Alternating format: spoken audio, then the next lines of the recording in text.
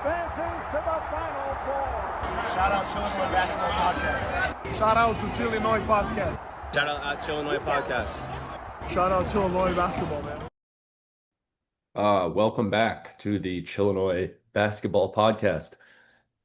I'm tired, dude. Like, it was a mentally draining, stressful game, and the Illini lose in the first Big Ten tournament game that they play in. They fall to Wisconsin for the second time this season in overtime by a final score of, oh my gosh, my page is refreshing itself at the wrong time. You know it's bad when I didn't remember the final score off the top of my head. 91-88 is the final score.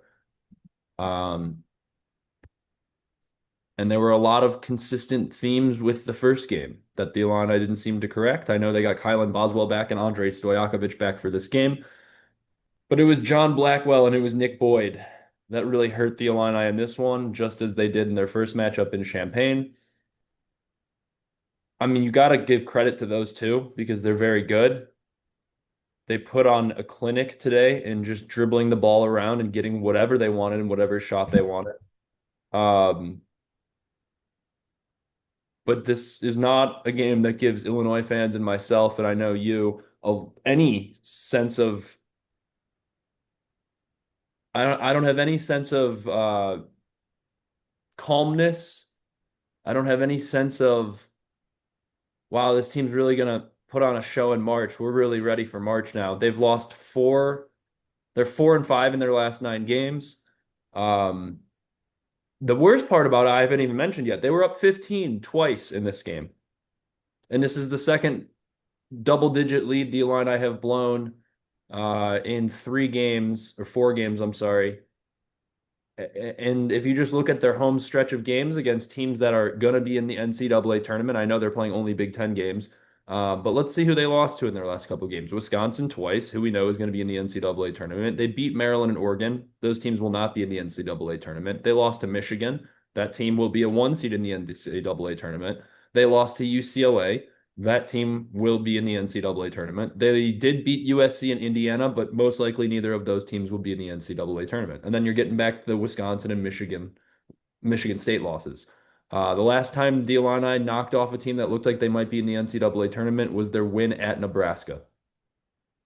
This team has not given me any confidence. And Noah, you're all dressed up for the occasion. So I'm going to let you preview whatever that is now. But the tie. I'm deep in the forest. I've gone off grid when Illinois lost because I don't want to deal with the comments. Can't deal with them online. I just gas this team up so much. I have so much faith in them, and they continue to let me down. I'm gonna put my torch down here. This game, I didn't watch the game, but this game was so infuriating because the entire time, well, not the entire time, because at the beginning of the game, I honestly thought we were gonna win. I mean, what was the score at halftime? Halftime, I think it was close, but there was a Yeah. point. First of all, what the hell are you wearing? What is that jersey? I put on the jersey of a winner, so I have a Johnny Manziel jersey on at the moment. Wow. Okay. I can't wear Illinois stuff around Chicago right now. All I'm gonna have is Wisconsin fans chirping me, so I had to put the jersey of a winner on if I decide to go out later. I'm kidding. I'm not Yeah, gonna get a Johnny I don't Manziel. blame you. I wouldn't want to put a freaking Keaton Wagler jersey on, and I'm gonna be honest. I wish somebody else would have taken that last shot. I wish Tommy would have taken that last shot. I'm mad because he's clutch. He's known for being terrible in the whole game, and then at the very end, he can come in clutch. But it was just, I don't even want to think about Tommy's performance. That was just so bad. And it's like, what do you do? What do you do? Do you want him back? I mean, I said like 2 episodes ago I wanted him and Z to come back. I don't know if that's the case anymore. You know? And I thought about it. It's honestly whatever David Mirkovich wants. And I don't even know how good he played today. I don't think his stat line was superb. I don't think anyone's stat line was necessarily superb. But whatever David Mirkovich wants at this point, just build around him. If he's like, these two got to go, get rid of them. I'm fine with it. If we need to, could you imagine we get Merez back? No, I don't want Merez. I don't want Merez. But if I'm Merck, like, why would I want to come back to Illinois? We can't win games. I mean, we can't close out games at all. I mean, it's embarrassing. Another overtime loss, another loss to Wisconsin. I mean, how much more of this can you take? I can't take much more of it. I've moved to the frickin' forest. I'm living off frickin' grubs and It's berries because I it's can't funny. stand this team anymore. And I'm It's dressed funny. up. I I'm I was just teaching a class, dude. I was teaching a class on Illinois basketball and everybody failed. That's how embarrassing this team is. I just can't stand it. And what do we have for the tournament? I can't be excited for the tournament. We're gonna lose in the second round or in the round of 32. We're not gonna get to the Sweet 16. If we get to the Sweet 16, I will consider this season a success at this point because I'm just not I'm not behind this team at all. I mean, we can't close out a game to save our life. How many times this season have we felt like, oh, first half, we're in the driver's seat. This game, I mean, I was sending memes. I'm like, dude, we got this game in the bag. Illinois is pissed.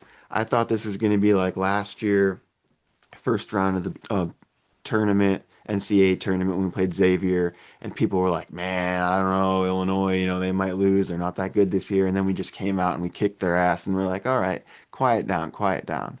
But it didn't happen. I thought it was going to happen. It looked like it was going to happen, but it didn't happen. And it makes me very, very anxious. And we're definitely not a 2 seed now. We're going to be a 3 seed. And I don't know. I mean, maybe a 3 seed's better. I mean, at this point, all these teams are so good, whether you're a 2 seed or a 3 seed. I don't know if it makes a whole lot of difference, but I'm sure Illinois is going to lose to some terrible. Oh my God, they're going to lose to Miami, Ohio. Oh my God, no, no. I don't even The want to last think time we about lost that. to Miami of Ohio was what, 2012, and they instilled the rule where you could replay the out of bounds calls in the final 2 minutes of the game because the ball went off of DJ Richardson in air quotes, and it did not go off of DJ Richardson's hands. It went off. I think it was what was that guy's name? Shane Larkin. I think it was Shane Larkin who was the point guard for Miami at that year. I was in Puerto Rico watching the game, and I do remember crying after they lost that game because it was like it was the first time I thought maybe John Gross was the guy, and then he quickly proved himself to not be the guy. But anyways, back to the game today. No, you're absolutely correct. Where it's starting to feel a little bit like last year. This team is almost dangerously close to having what many would consider to be a letdown season. And I know last year a lot of the fans consider the season to be a letdown because they had two first round picks. They had Morez Johnson, who will eventually be in the NBA, but he transferred to Michigan. They had a star guard. You had Kylan. You had a 7-footer that could shoot threes. I think Illinois was 16th most efficient offense last year, so their offense was cooking at times, like we saw with the three ball. Um, but then they fizzled out in their second round game against Kentucky after beating Xavier in the first round. And a lot of fans would consider a team that has two first round picks, a 7-footer that can shoot threes, and Kylan Boswell only making the round of 32 and then losing. Kind of a disappointing season, especially when you made the Elite Eight the year prior. So this team is also now very close to becoming maybe considered a letdown. And I would hate for that to be Kylan Boswell's legacy. I would hate for that to be Thomas Slavovicic's legacy, should this be his last season in an Illini uniform. I'm not too sure what Andre thinks or cares about his Illini legacy at all because he'll probably be at another school next season. But to have a star freshman like you had in Keaton Wagler, potentially, not even potentially at this point, probably absolutely a lottery pick, once again to go out in the round of 32 or the round of 16 or the Sweet 16. I don't know. And when you consider the fact that they were 20 and We 4 and would number, be lucky to get into the Sweet 16, dude. well, I want to look at some of the like bracketology in a few minutes here, but if you consider the fact that they were 20 and 4 and number 5 in the country with by far and away the number one offense in college basketball, mind you, now I'm going to pull up Ken Palm and I think Purdue just beat Nebraska, so their offense is going to go up even further. But Illini, Yeah, look Illinois, at Purdue. Look what Purdue did. People were like, "Oh, Northwestern, they yeah, just no, no. won. Purdue might lose," and Purdue smoked them. They smoked Well, I them. mean, Wisconsin's a lot better of a team than Northwestern is, but now Illinois, who's historically best offense in college basketball, and Brad kept commenting that about that in the post-game press conference, is now 131.2 in offensive rating, and Purdue is 131.1. So your offense isn't by far and away the best offense in college basketball, and your defense is by far and away one of the worst when you consider the top 25 teams in the country. It's getting Purdue sad. kind of routed Nebraska too. I mean, Yeah, I think it was 18 points when I checked last. and Michigan snuck past Ohio State. It's just it seems Illinois is The just good teams, fumbling. like I was saying before, I think the point I'm trying to make is the Illini might have peaked too early because they were 20-4 and ranked number 5 in the country. And then they went on this 4-5 tear to end the season. And I don't, tear is the wrong word to use, but their offense is Tear, yeah, tear's the opposite. yeah, they've gone It on was this a 4-5 stinker. stinker, absolutely.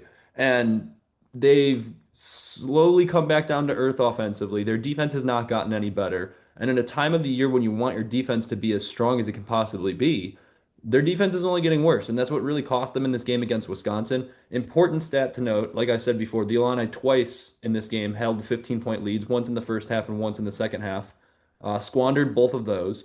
What was most embarrassing and most lackluster from both the coaching staff and the players in this one, Wisconsin scored 60. Let me add up the math one more time here to make sure I'm correct, because we all know I'm really bad at math. But Wisconsin scored a total of 61 points between the second half and overtime. No, if I gave you the over under at 9.5 points that were scored by players not named John Blackwell or Nick Boyd, would you take that over? 9.5. No.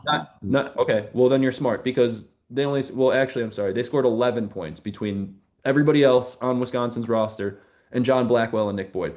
Nick Boyd and John Blackwell scored 50 points between overtime and the second half. And what that shows me is, like I said, I posted a story on our Instagram. Lack of defensive adjustments, and I had somebody come at me in a comment on Instagram and say, "Lack of defensive adjustments. All we did in the second half was adjust on defense." Okay, maybe we did. We switched from zone to man quite a few times, but it doesn't matter what we did.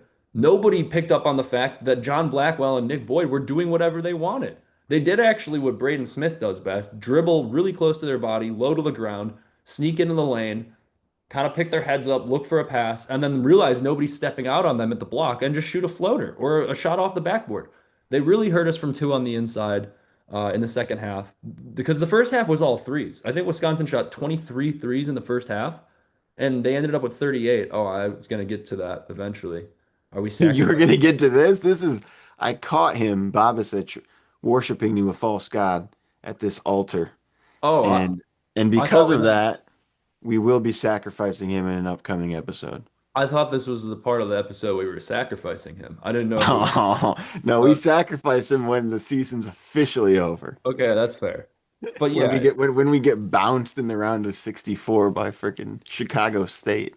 no, not Chicago State. It'll be like Wright State or somebody. But this type of loss is exactly the type of loss. Like I said, it instills no confidence in me for March because this Illini team was up 15 on a team they should beat if you're looking analytically at it, and Ken Palm if you're looking at Evan Maya. This Illini team is statistically better, but they were up 15. That's the time of the game where you put your foot down, you go up 20 points, and you don't let a team that's down 15 back into the game. I don't care if they have two second team all Big Ten guards on their team. If that Nick Boyd probably should have been first team, but I don't care what guards they have. And this has just been a kind of a habit and an issue ongoing for the Illini. If the other team has guards and especially two of them that are quick and can get to the hoop, just give them the ball.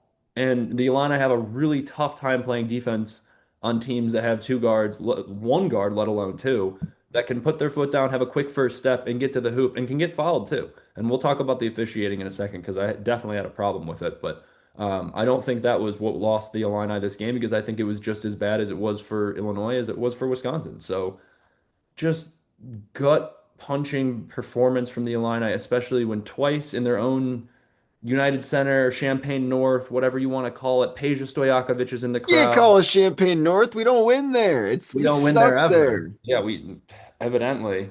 But Peja was in the crowd, man. Maybe it was because I didn't pee next to him, but we lost him against Alabama too. So like, Dude, it's frustrating. It's frustrating. at what point do we put Andre back in the starting lineup? Because I feel like when we put Jake in the starting lineup, it's kind of been downhill since then. I'm not gonna lie. I I mean, mean, if you're talking about like, we've been losing since we put him in the starting lineup. I mean, I mean, everybody's like, oh, well, he meshes better, but it's like when Andre was in the starting lineup, we were winning more games. That's all I'm saying. superstitiously, yeah, I think there's a point there. Also, there's a point to be said for the fact that Andre was on his own personal 12-0 run in the first half, and then we took him out for about 10 minutes in the second half, and that's evidently when Wisconsin started to come back. So yeah, I agree with you. Brad misused Andre in this game heavily. Andre should have played about probably 10 more minutes per game. I don't know if that means he should start over Jake Davis. I mean, if you pull Andre into the game with 3.5 minutes off the clock in the first half. Like what's the harm there if we get a good first offensive set because Jake Davis spaces the floor a little bit more. I don't think there's a problem there. It's just we don't seem to use Andre when we really need him, especially when he's having good games, and today was one of them. He seems to perform well in the United Center. Um, but I will admit he looks noticeably skinnier. I don't know if there's a like an ongoing flu issue. Brad says he's all cleared up since he last mentioned the flu. But this was the first time I've ever looked at a player and been like, wow, they look noticeably skinnier. Usually a coach says they lost 10 pounds or whatever, and it's like they're an athlete, they're a student athlete. Like I know they probably lose weight quickly, but they could probably put it on just as quickly. It looks like it might be lingering for Andre. He played like it wasn't, but just in his frame and his face, he looked a little gaunt. So. I'm Uh, I'm looking back at the last shot here from Keaton in overtime, and I really think they should have kicked it out to Jake. Jake was wide open, and I didn't want to see Keaton take that shot. He hasn't been making those shots. He made a couple of them in the Purdue game, and then he just got too cocky. Let Jake shoot those shots. I don't know. It's I mean, obviously looking back, you can, I if you think the would have passed biggest it to thing about Jake and that. he missed it, it would have been like, oh, well, have Keaton shoot it. He's clutch. So it's, who knows? But I wish somebody else would have taken that last shot. I think the worry with the Illini there in the last shot is that they thought Wisconsin was going to foul them and just put them at the free throw line for two shots, and the Illini did not shoot free throws well in this game. Um, that is also, if you want to look at things that lost in this game, besides the officiating, besides coaching, maybe besides not using Andrei Stojakovic enough, there's a number of things that lost in this game. But the Illini were 11, or I'm sorry, they were that's Wisconsin stats. They were 9 of 15 from the free throw line. That's 6 points left on the table. They lost by three, and Wisconsin tried to let them in, tried to let them back into the game at the end because there was a foul call on Blackwell or on Andrei Stojakovic committed against Blackwell, where I haven't tweeted in 2 years, and I never thought I'd tweet again. But this infuriated me so much that I had to tweet the GIF that I took of off my own computer screen. Um, it was the most ghost foul call I've ever seen. Andre completely whiffs Blackwell's hands. The ref is standing about 4 feet away, and he calls Andre for a foul. And look, the game was not going the Illini's way at that point. Um, but it was 91-90, or I'm sorry, it wasn't 91-91. It was like 84-84 or something at that point. Well, this was at the end of the second half. Regardless of when it was a close game. Blackwell hits two free throws to go up two. And then Rap hit a three to make it 5 points, I think, after that. Uh, the biggest point out of all of that, and Brad said this a lot in his press conference after the game, it comes down to really an offensive rebound that the Illini didn't get, a defensive rebound that the Illini didn't get, and an offensive rebound that Wisconsin did get. And that seems to be the theme a lot of the time when they lose. It happened against Wisconsin, the first game. It happened against Michigan State. Kohler got that offensive rebound, kicked it out to Kurtang. And in this one, the Illini hold Wisconsin to a miss after 30 seconds of a possession. They don't get the offensive rebound. Blackwell gets it, and the ghost foul is called on Andrei Stojakovic. And from that point on, I didn't have a feeling the Illini were going to win this game. Now, I think Brad made he put a lot of like emphasis on the fact that they didn't get that offensive rebound.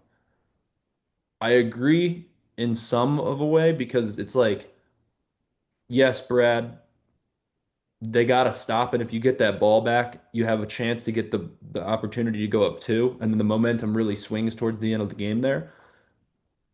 But what about the fact that once again, Blackwell and Boyd torched you for 50 points? Like, you can put as much emphasis as you want on the fact that at the end of the game, the Illini don't seem to get that rebound that they need to, and it comes back to haunt them, and they put somebody at the line or somebody hits a big shot against them. You can emphasize that as much as you want. And yes, that might hurt you in March. And if you look at the end of the game, that is the one play that probably swung the momentum in Wisconsin's favor.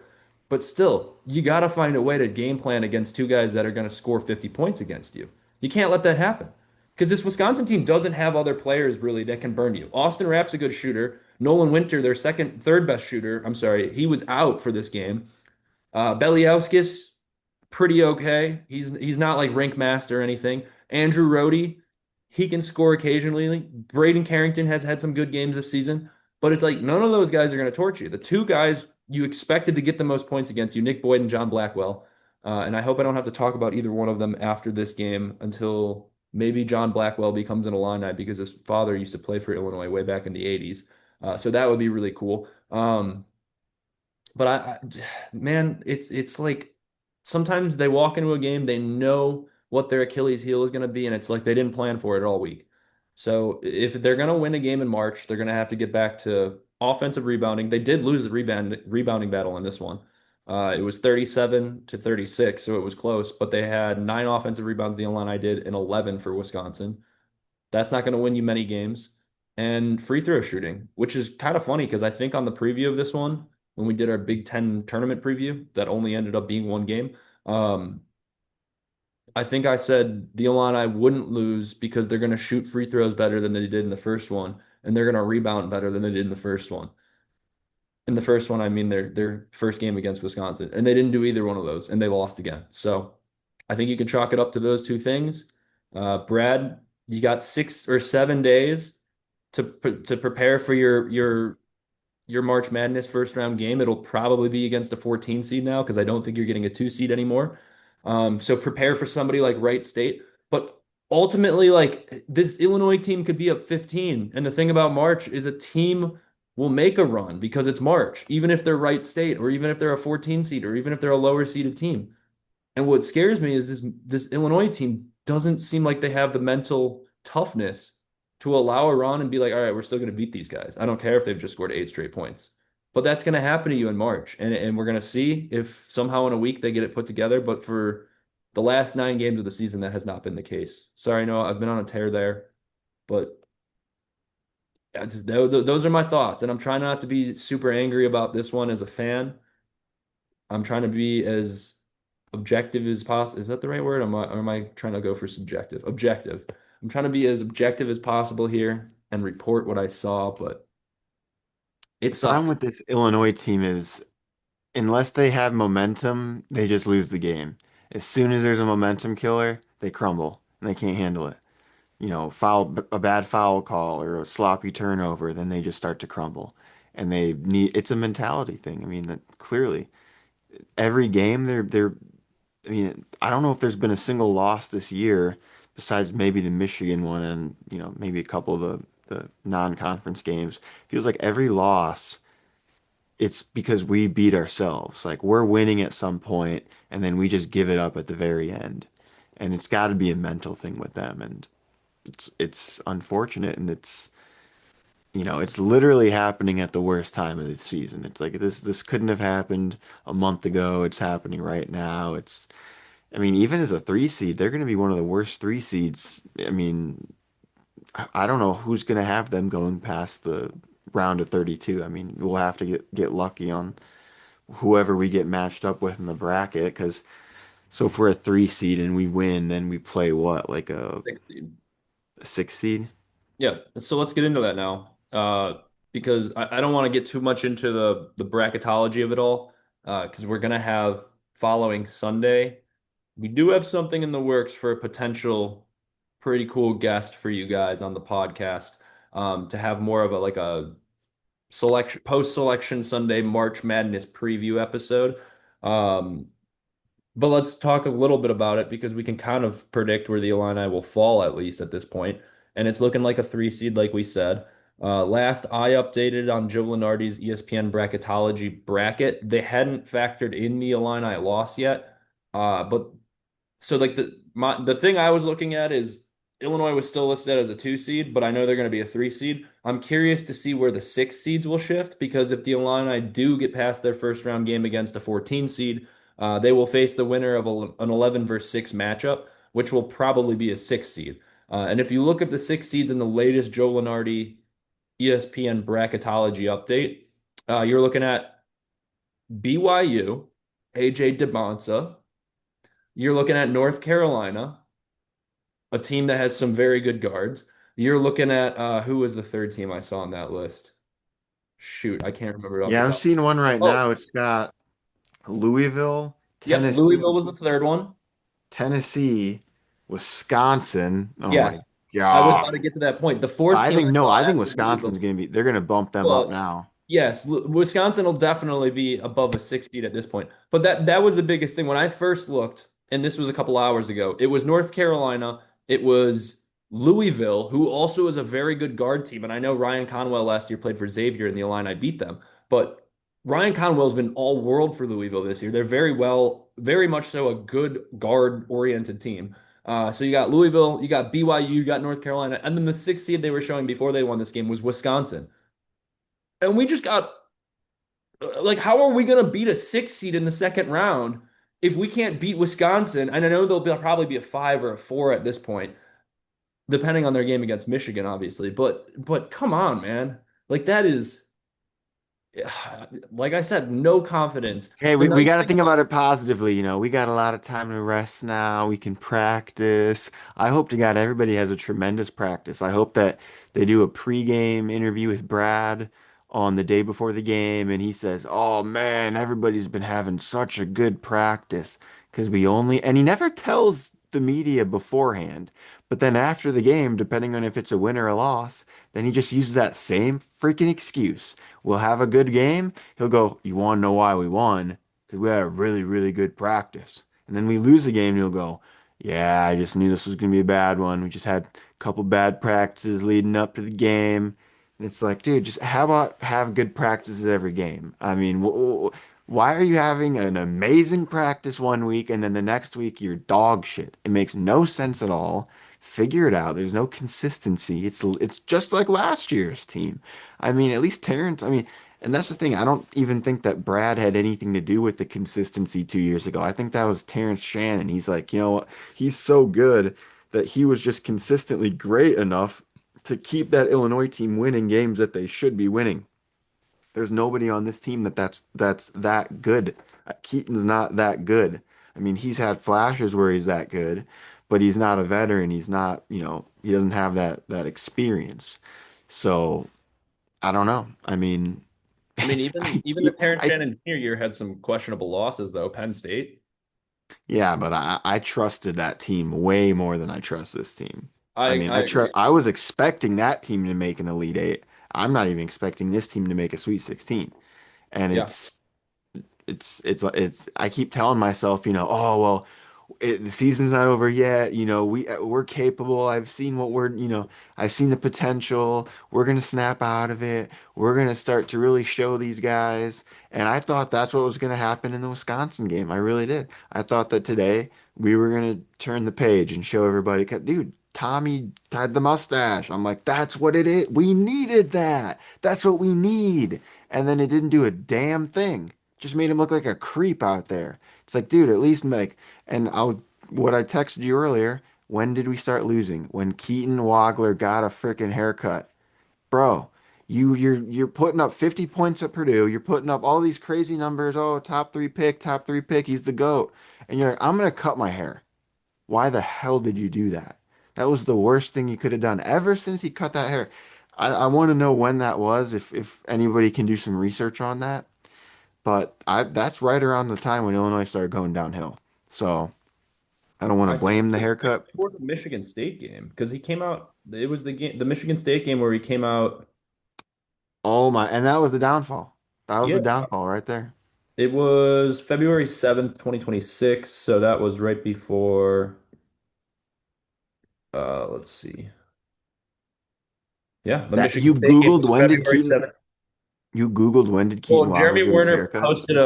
posted a tweet of his haircut and said Keaton Wagler got a haircut. And then it was February 7th, 2025 when that 2026 when that tweet came out, and that was the day of their Michigan State loss.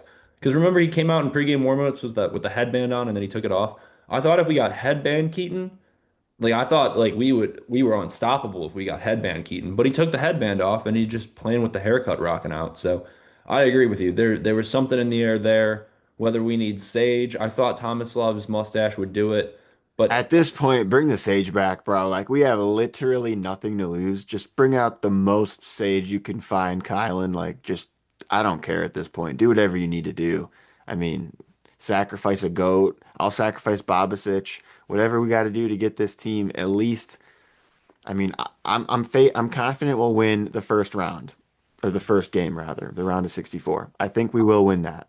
I'm confident it'll be close.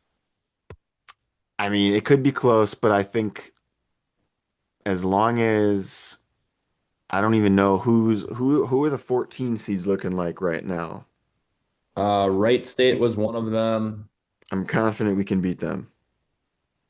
I'm seeing Wright State, I'm seeing North Dakota State, I'm seeing Troy, UC Irvine. I'm not scared of any of those guys. I'm really not. And quite frankly, I'm looking at the 6 seed and the 7 seeds because you kind of got to assume some of them are going to move around. I think as long as we can stay away from those 5 seeds, because some of those 5 seeds do look a little scary. The 6 seeds don't scare me too much. The 7 seeds don't scare me too much. Um, I mean, it's all going but to depend on where we fall. I know. And if you, because I mean, as long as you can get it to, if you can get to Sweet 16, you're golden. I mean, I'm not worried about the 1 seed because, quite frankly, we're not going to get we can't get bumped to a 4 seed. That's crucial, and I don't think we will. Yeah, I think at this point it would have some unlikely some We've been underdogs would have getting to win their favored conference. too by the AP. I mean, they seem to really like Illinois for some reason. Yeah.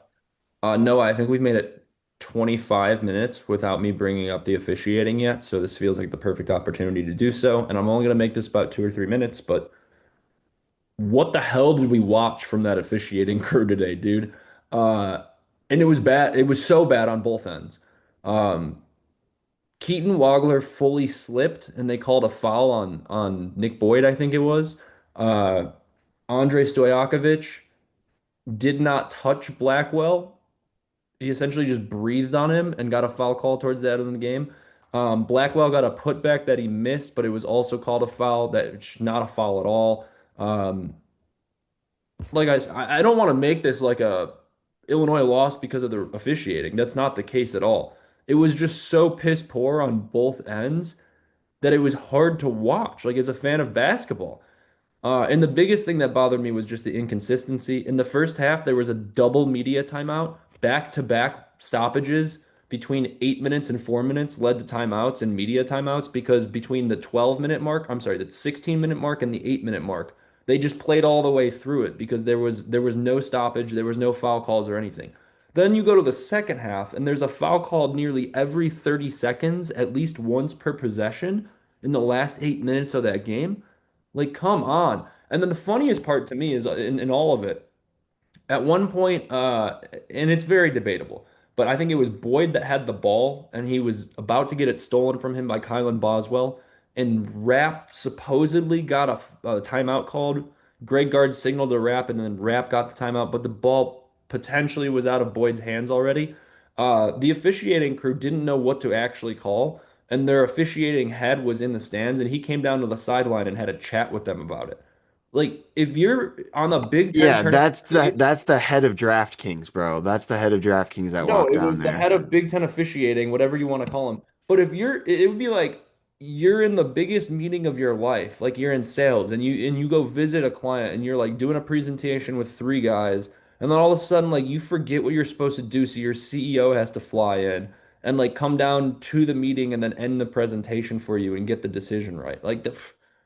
You would be fired from your job. I'm not really sure how these Big Ten officials keep getting away with just underperforming the expectations of their job and consistently.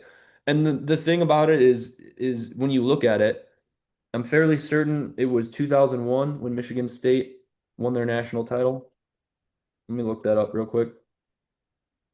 Uh, 2000. So it's been 26 years since a Big Ten team has won the NCAA tournament. It's not really a surprise to me because these teams are playing with such inconsistent officiating all season, and it's bad for every team and it's bad for both sides. And they're playing with such an inconsistent officiation crew and just calls going both ways and then like kind of affecting the outcome of the game that by the time they get to the NCAA tournament and they see real officials, it looks like the Big Ten's soft because they're Dude, expecting foul calls. They're expecting to get calls when there shouldn't be fouls. And it's like, you guys got to play through that now. I know you've been playing for this with 4.5 months where you can like I'm pick your pretty head up sure and look like I'm pretty sure I've made that same exact point, and it's literally true. I mean, it, it's terrible officiating. It's at what point do we need to just? I don't understand though. It's like, do we look for refs that are just slightly worse than the other average refs? I mean, why are they any worse in our conference compared to other conferences? But they I are. I think mean, that it's the been pro, I known. mean, it's been pretty bad around college basketball for the last couple of seasons, I will admit. There were some pretty bad blown calls in the Mountain West tournament I was watching the other day. So, but the thing I think there's no accountability for these refs. They don't lose their jobs if they have bad performances. Um, there needs to be some system where you get replaced by the next guy up if you have multiple bad performances. How in the world is Jeffrey Anderson still refereeing games? I think he said he was retiring after this season, which would be like great for all of college basketball. But how has he been at the center of attention for so many bad blown calls? The only other sport I've ever seen that in is like Angel Hernandez in the MLB. And everybody knows who Angel Hernandez is because he's so bad at his job. And now he's retired and he doesn't officiate MLB. And I'm pretty sure MLB kind of walked him out and said, buddy, you should retire or we're gonna fire you anyways. But it's like, sorry, I think I've gone at like 5 minutes on this now. And I wanted to only do two or three. But I think Big Ten fans all alike on both sides. And I'm not saying once again that Illinois lost because of the referees. I think there's a lot of fans in comment sections like, oh, Wisconsin and the refs versus Illinois. No, it was bad on both ends. I don't agree with the sentiment that Illinois lost this game because of the refs. So if you're a Wisconsin fan and you think we only said that Illinois lost because of the refs, you clearly didn't watch this entire episode. We gave you a lot of reasons why Illinois lost. But you're a premier conference in college basketball. And for your product to be so bad on the officiating end, it's sad. And it needs to be fixed, I think. Or it's disappointing how often they affect the outcome of games. And not even affect the outcome of games, but slow the game down, make the product of what we're seeing on the court from these college athletes less important because you have to go back and look at like, oh wow, well that foul wasn't called and this one wasn't called. The highlights of this game should be wow, Nick Boyd scored 38 points. But a lot of people are looking back at this one thinking, wow, the refs really screwed Illinois, or wow, the refs really screwed Wisconsin at some ends. And that's not what the narrative should be at the end of the day. End of my rant about the refereeing and the officiating. If you have anything to add to that, you can, but try and keep it under a minute because I don't want to talk about the refs anymore. Well, I don't have much to say about the refs. Our defense just sucks, man. It's like we Yeah, gotta figure that out. I thought Cameron Crocker effect was real. Doesn't seem real. I mean, the players are always talking about how much they like him and how great he is, but you're literally putting up or giving away 90 points every single night for the most part. I mean, if you're lucky, you'll play a crap team like Oregon and they'll only put up 60. But in the beginning of the season, dude, we were holding teams to like 35 points a game. I mean, we were cooking in the beginning of the season, and then we we're just playing like Long Island University, fair. who will be a tournament team, by the way. Fins But I up. think if we would have played some of these other, Maryland, if we would have played them in like October, I think we would have smoked them by 20 points. I mean, we're just not playing good basketball right now, is what it comes down to. And I mean, I guess the one positive is in the NCAA tournament, there, you might get different refs, so maybe, I mean, that's one thing you can hope for. But it's like, I mean, this Illinois team, they're supposed to be, oh, we don't foul, we don't really, we don't play physical, so we don't put you on the line. Wisconsin shot like 25 free throws tonight or earlier today. So I mean, I don't know if the refs were it was on the refs or if Illinois was just trying to play more physical or what. I don't know. I mean, Brad did talk about how they kind of switched up their style defensively, where they used to let teams, they would force teams to shoot the three. Now they're kind of, letting teams score inside, and I don't know. He's got to figure it out.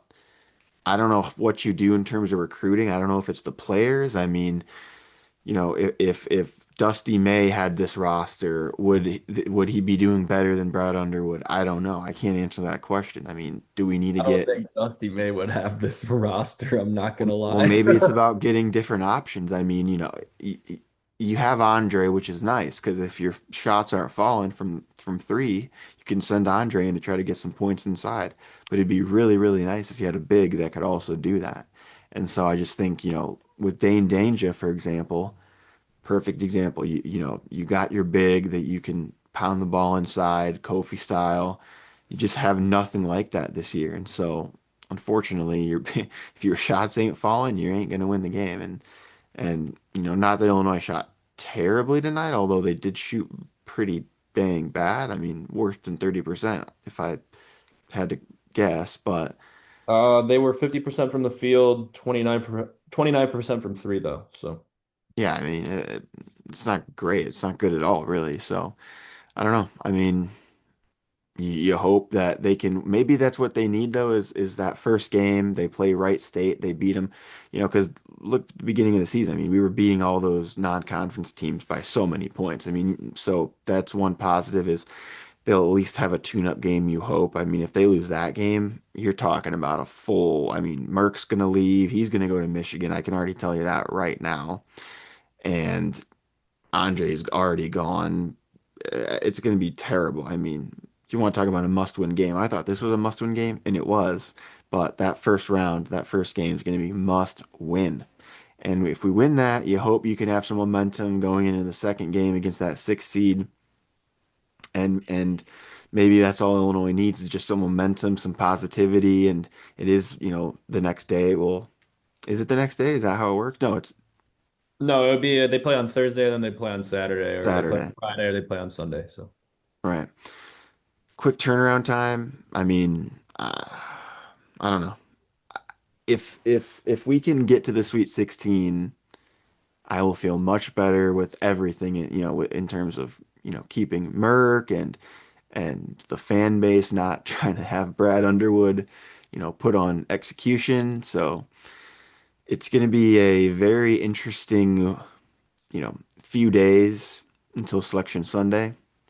I imagine that regardless of what happens, Illinois fans, we will find a way to complain about the outcome of the selection committee. So we just need to prepare for that. We need to get ready that we're probably going to be disappointed, but maybe we can get lucky like 2 years ago with the Duquesne in the second round. And if we can get something like that, then I think we can, get to a Sweet 16. But past uh, the Sweet 16, I'm not confident. you mentioned there for a second. Uh, Sorry, you got me thinking about Duquesne because I was watching those highlights last night. I got on a little bit of an inspirational Terrence Shannon Jr. deep dive on YouTube, so I was watching that for a while. Um, but you mentioned that 14-3 game, if the Illini were to get a three seed, would be a must-win game. That shouldn't be a must-win game. That is a absolutely should win this game. And if you don't, then absolutely this season was a disappointment. Now, I wouldn't be too worried about it, but it'll be a test to see if the Illini can face a team not in the Big Ten, but still a pretty good team if they made the NCAA tournament, probably a conference tournament winner in a mid-major. Um, Biggest thing to me is they just have to fix their defense, obviously. If they don't fix their defense, if they don't get that honed in the next few games or the next few days, they're getting bounced pretty early. And I know you were hoping for that like 11. If the Illini were to end up facing an 11 seed in the second round, that would be great. It would be like a Duquesne uh, rematch, or I think Duquesne lost in their conference tournament. But did you see that Duquesne was down 30 points? They were down 38-8 in the first half in their conference tournament, and they came back and beat the Richmond Spiders.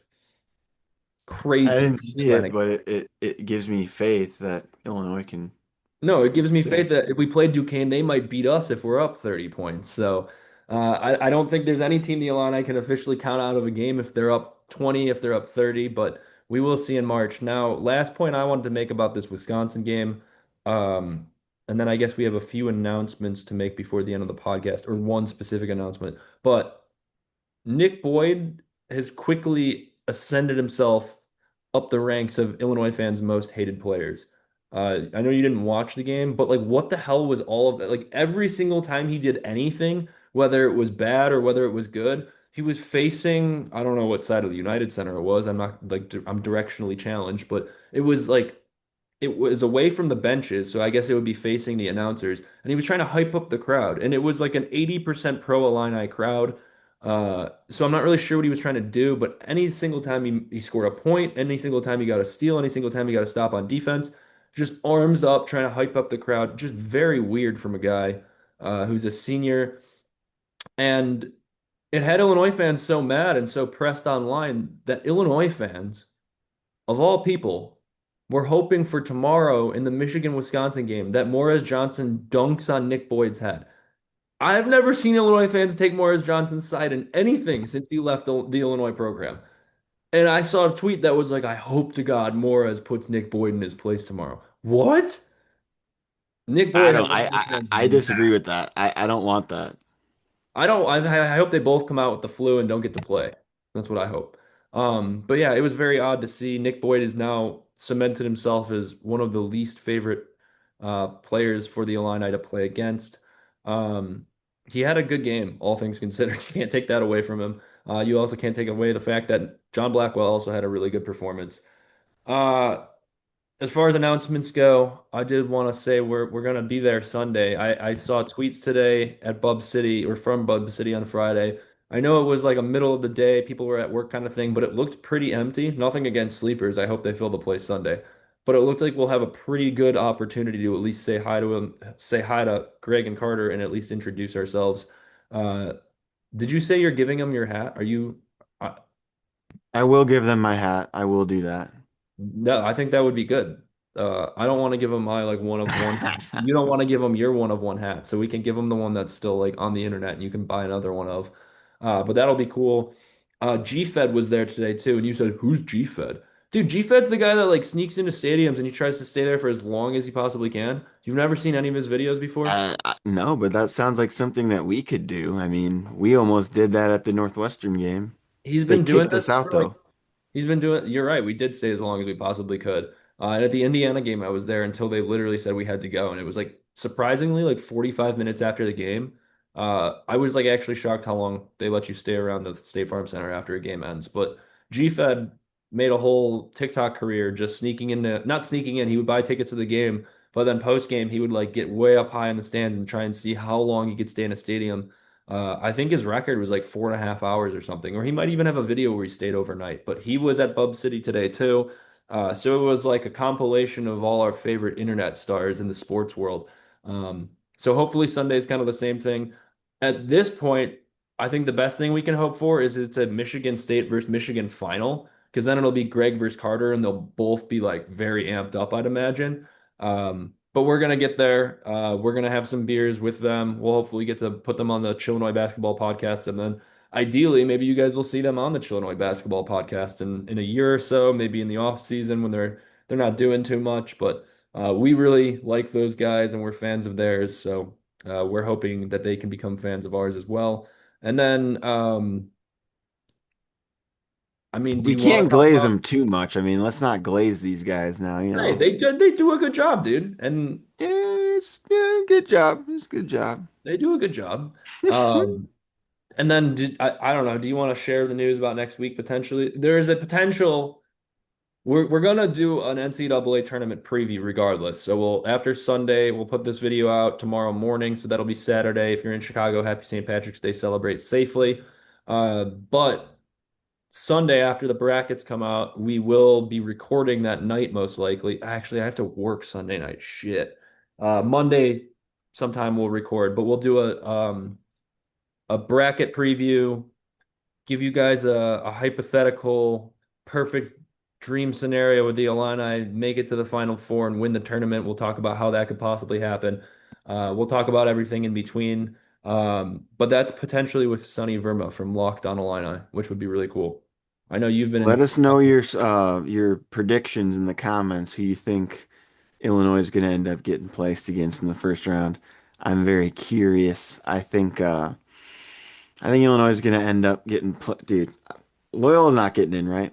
No, they lost in the A10 tournament today. So Good they were like thing. 4 and fucking 28 in their regular season. They were abysmal. Who Akron's still in it though, I think. That might be an I can interesting check. team. I can check the scores right now and see That who's might be an still. interesting Akron's in the team. MAC, so that's a different. It's a different league, but Well, uh, they're going to let two MAC teams in then, and then that's what I really don't want to have happen.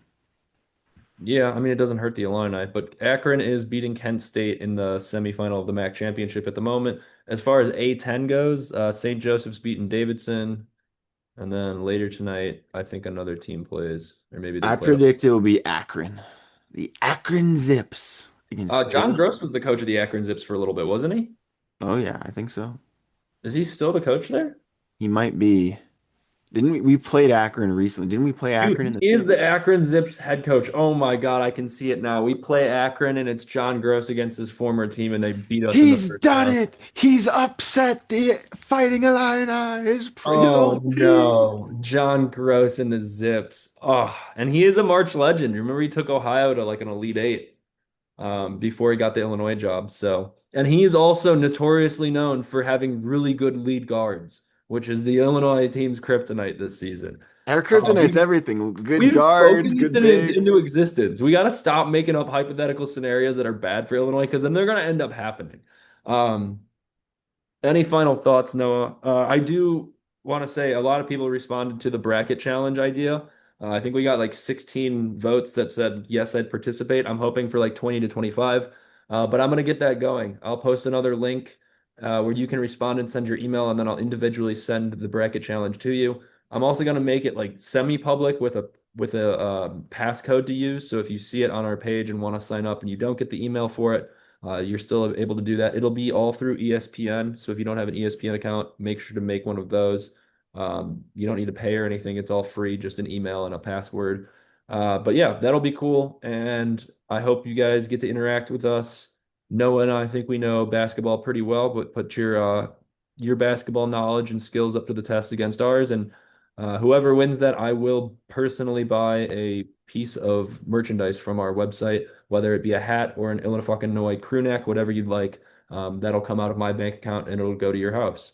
So, And congratulations. that's a good gesture, you know. He's not the wealthiest man. No, I'm not. I work at a pizza place at the moment. So, Hey man, somebody's got to serve the pizzas, speaking you of know. speaking of pizza, you know what I did after the Illinois game? I went and ate my sorrows away with a Papa Del's frozen pizza. This is the second episode in a row you've been talking about Papa Del's frozen Dude, Papa pizza. Del's is so good. If you're from Champaign and you haven't had Papa Del's, like get your ass to Well, Papa yeah, Del's. but how are you acquiring all this Papa Del's? You don't live in Well, I mean, it Champaign. was still the same frozen pizza as I like heated up 2 days ago, and I've been keeping it in the fridge like I do with the P This Plus. is the ever living pizza pie. It's giant. It never goes away. You nibble a little bit of I it think each their day. slogan is "It's the pops or it's nothing," which I love. It's like Uh, that lady on TikTok who's got the pot roast that she's been making for the like 3 months. everlasting pot roast. No, this was just a big deep dish pizza, and I ate a quarter of it 2 days ago and a quarter of it last night, and my sad lunch today was a quarter of it today. Um, Next year, Papadel's sponsorship for the podcast. That's what we need. Hey, I'll take any sponsorship at this point. Or BetterHelp, because we're gonna need some therapy after this season. BetterHelp sponsors everybody. We should reach out to them. They'd be I've like, used nah, you BetterHelp know before. what? Not you guys. Yeah, never mind. The Illini lose today in the first round, not the first round, but their first Big Ten tournament game. Important stat, actually, I should bring up before we end this podcast. Important and sad stat, but no team that ever won the national championship has lost in the first round of their conference tournament. Wow. Yep. Thanks a So, lot. yep. So it's not looking great for the Hey, Illini we're here to rewrite history. Yeah, we're here to rewrite history. Absolutely. We're going to be the first team with 5 Balkan players from Europe to ever win the national championship. It'll be great. But the Illini today lose in their quarterfinal matchup against Wisconsin by a final score of 91 to 88, their second loss to Wisconsin this season. David Merkovich scored 19 and had, I think, 8 rebounds. No, Stojakovic had 7, was the leading He rebounder. he had a pretty good game. Yeah, he was the Ken Palm MVP with 19 and 5 rebounds. But the Illini did rebound a hell of a lot better. Keaton scored 19, and Andre had 17 off the bench. Other than that, it wasn't pretty. They gave up 67 points, or sorry, 69 points, almost even funnier, to Nick Black or John Blackwell and Nick Boyd, but you could probably just call him Nick Blackwell or John Boyd at this point because they're one and the same. Uh, Illini lose their first round Big Ten tournament matchup, and the next game is undetermined at the moment, but they will play next Thursday or next Friday, either in 6 or 7 days in their first round tournament, NCAA tournament game. Lot on the line for the Illini at this point of year, Noah. I said it a few times in the last couple of podcasts, we're getting to the point where it's almost the end of the season. We're at the point where you lose and you go home now. So hoping that doesn't happen in the first round, hoping that doesn't happen in the second round either. But the ceiling seems to have fallen a little bit for the Illini as far as how far this team is going to go in the tournament. I still have faith because I'm a fan, though, and I'm going to continue to keep the faith until the end. So ILL. I and I.